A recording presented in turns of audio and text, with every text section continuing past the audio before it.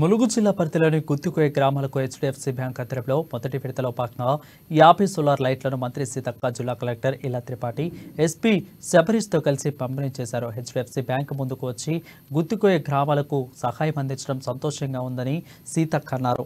మంచి పనులు చేసేవారికి తాను ఎల్లప్పుడూ అండగా ఉంటానని హెచ్డిఎఫ్సి అధికారులు తెలిపారు. మరిన్ని స్వచ్ఛ సేవా కార్యక్రమాలతో ముందుకు రావాలని మంత్రి సీతక్క పిలుపునిచ్చారు.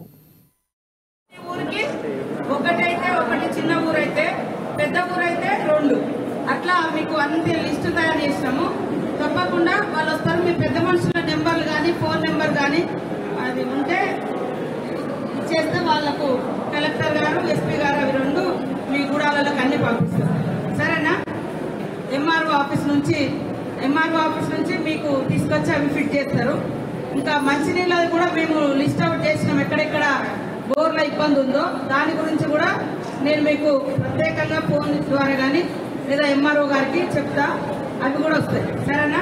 అందరికీ రామ్ వచ్చినా మేము అడిగినాం. క్యాస్ట్ సర్టిఫికెట్ కోసం కూడా అది రాష్ట్రపతి దాకా వెళ్ళడం జరిగింది మన సమస్య.